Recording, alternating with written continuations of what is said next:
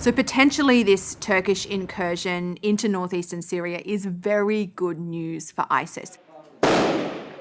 The group on the ground that has been doing all the fighting against ISIS is this Kurdish-dominated group, the Syrian Democratic Forces, or SDF, America's closest partners on the ground in the fight against ISIS.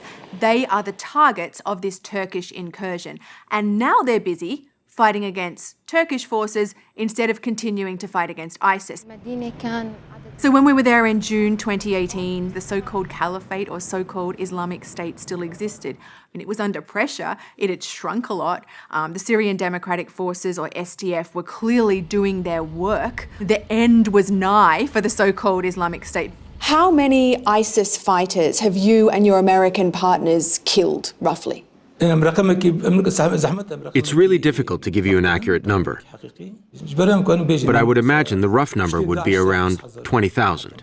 When we talked to General Mazloum Kobani for 60 Minutes, he was talking about this amazing relationship that the SDF had with the US military. They had the protection of the US from the air and the help of the US on the ground, and in return, the SDF did the bulk of the fighting against ISIS. In March of this year, thousands of ISIS fighters who were cooped up in this last sliver of ISIS territory, down in the far southeast of Syria, surrendered. This is the first time they've allowed a camera crew inside this high-security prison, home to 5,000 ISIS captives. When I was in Syria in September, we were given exclusive access to one of these high-security prisons that the SDF is holding accused ISIS fighters in. They showed us this amazing security camera footage of an attempted escape, where one of the ISIS prisoners had pretended that he was sick. The guards went into the room, and then the ISIS prisoners kind of stormed their way out of the cell and tried to storm their way down the corridor. It was an attempted mass prison break, and they stopped it.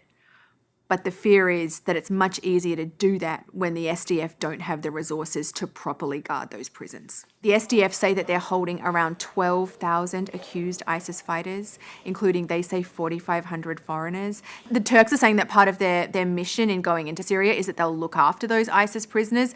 The problem is, it's highly unlikely, given that the Turkish are fighting against the SDF, that they're going to walk up to the prison and there's going to be a friendly handover of these, 12,000 ISIS prisoners. What seems to be far more likely, and the nightmare scenario, is that you'll have a mass prison break, and then it's not about taking over the prisons, then it's about, once again, back to square one, rounding up these thousands of ISIS fighters.